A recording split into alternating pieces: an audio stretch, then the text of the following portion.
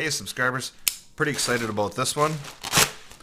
This is going to be GEPRC, the Mark 1. It's a 210 4mm thickness on the arms. Banggood sent me a frame for review and I bought another frame.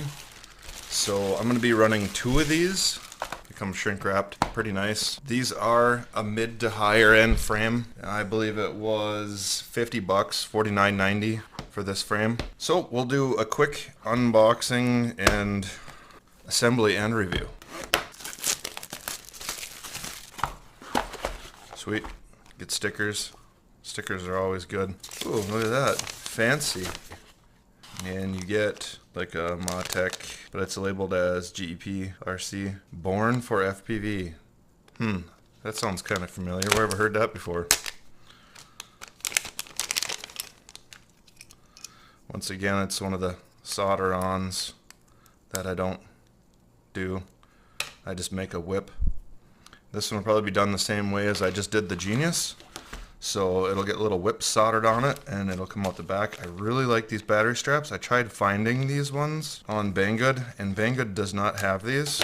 So I like them because they're stitched. Seems like all the other ones that I've had, they've delaminated right here. The static weld has come apart. So I would actually buy some of these if I could find them.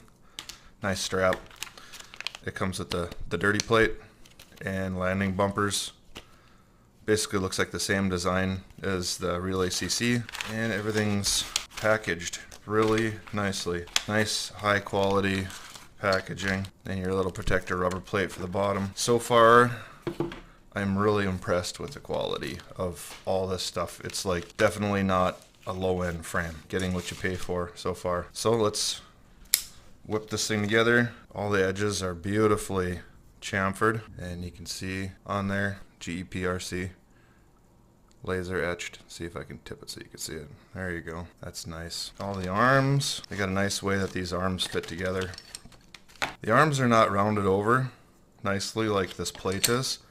This plate is seriously nice, so they'll lock together. That is the coolest design I've seen yet for how the arms fit together. Look at that. That is awesome. All the arms lock together so they can't have any movement in them. That is so cool. And you got your camera side cheeks, your bottom plate. I really like this frame. That's cool that you don't have to notch the bottom ones because it just fits through right down, sets right onto the plate. They don't have to, that's why there's no step notch, because it just sets right down on the plate. I was looking at that, wondering about it when I was looking at the frame initially. That's kind of cool. Definitely some thought goes into designing this one. So all the bits and pieces, standoff, screws.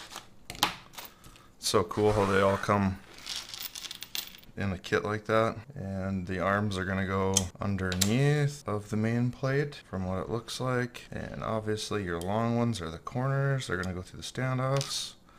So the medium length ones will go through the arm. I'm guessing the short ones are for the top plate. You could probably look on here and see, but common sense tells me there's more of these ones. So these ones are gonna be for the arms, and then they'll go through the plate like that. And then these sweet little nuggets go on there like that. Sorry, I'll pull the camera closer in so I can make sure I get it all on film here. It's like there's no way those arms are moving. They're like interlocked together, like so tight. And then obviously you put it with the taller one on the inside because that's what you're gonna screw your standoffs into to be able to mount your PDB on, and then put your FC on that. Man, that is just too cool the way that all this goes together. And then last one.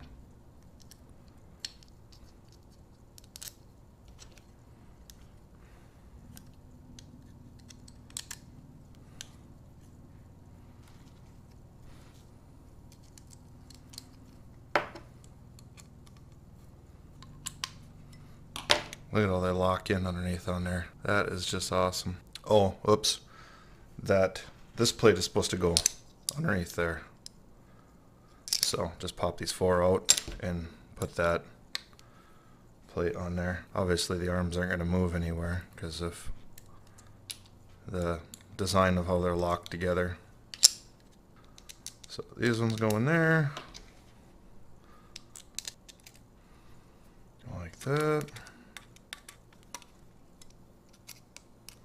Nice. And then it does have the little nugget on the back for when I put the PDB like that.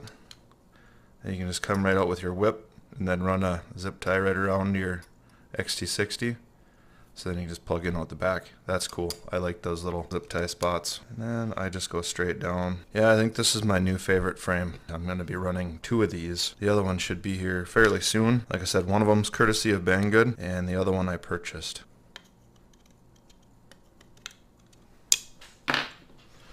Sweet. And they give you nice, super long screws. That wouldn't work to go through there. I like doing it that way so much better, because then you're nice and low. You don't have to. We'll see. Maybe I'll put really long screws, because these do snap off.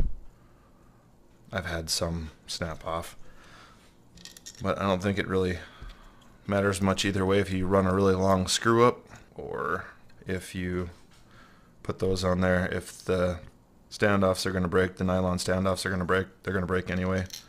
So it's either way, you'll probably break something because you're going to crash. I crash. Really like these purple standoffs. Really cool color of purple. I do have a green set coming to match my motors. I'll show you my motors here in a minute real quick, because this is mainly about the frame. And then, like I was saying before, that's the reason there's no notch cut in the bottom of these, so they just fit straight up in these holes right there. Just drop them in those holes, and the bottom of the frame holds it in. So that's pretty sweet. Whoa, that fits nice. It's not sloppy at all. That's why I was having trouble getting it in there. Thought it was going to be sloppy. Okay. But anyways, some of their frames are really, all the arms and everything's chamfered just really nice. This one, it is kind of sharp. So you will have to, where your battery strap goes, you will want to round this over, knock that edge off. And then I'll probably knock this edge off too. I don't know why they didn't do the whole thing. I mean, this is done just super nice. Looks like they almost have something set up where they can router that edge. It's like almost machined perfectly. So that's really nice. And then I'm going to use the longer of the screws that I have left over and throw it in the top plate here. And I haven't yet decided if I'm going to use the sticky pad or not for mounting the battery, because I like to use Velcro. So I'll probably just cut a patch of Velcro to go in here. And then I got some sweet Velcro. You can get this Velcro from Walmart. It's ridiculous how much this will hold. You can almost just Velcro your battery and put it on there with almost not even using a strap. It holds so good. You'll almost pull your shrink wrap off your battery trying to unvelcro that stuff. So that's what I've been using to hold my batteries onto the quad. I know personally I have not had a frame this nice. None of the other frames that I've put together, that I've built, have been this nice. This is absolutely the nicest frame that I have. I'll grab a scale to get a weight on it. Yeah, I probably won't use this. It's a nice rubbery pad that you put over the bottom right there to protect your battery. But I found it so much easier. You don't have to fiddle with the strap.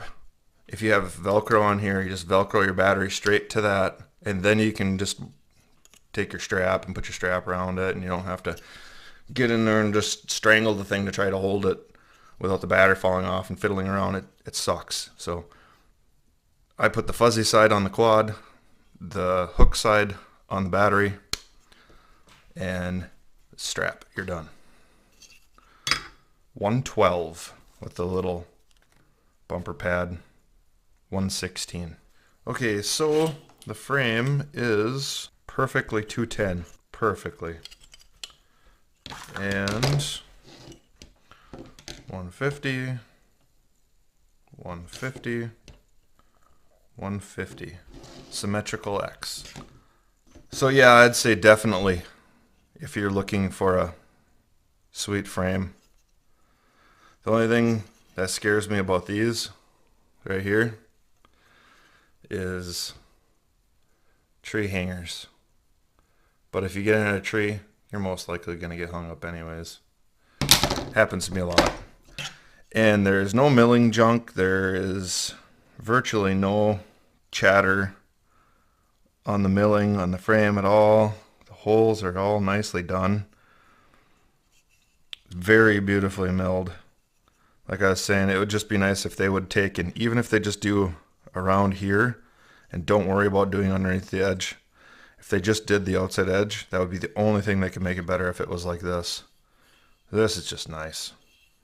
And I like how they, looks like laser engraved their logo right there. That's pretty awesome too. But yeah, I definitely recommend this frame for sure. It's definitely worth the $50. I mean, it's the screws aren't even tight. You can see how I tightened them in. There's like almost virtually no movement. And like no flex. I don't want to do it too hard because I didn't tighten the screws, but that's pretty hard. And there's like almost no flex. That thing is definitely gonna be awesome. So, build video to come. Don't know how in depth I'll get on the build video, but there definitely will be one up. So, any questions on anything? Oh yeah, I'm gonna show you the motors real quick. Here's like I said, I got green standoffs coming, and I don't know if I'm gonna build this one green or if I'm gonna build this one purple. But I have DYS fire motors I'm going to put on one. And I have these that I'm going to put on this one. These are 2205, 2500 kV Sunny Sky race motors. Hang around for the build video. Have a great day. Like and subscribe.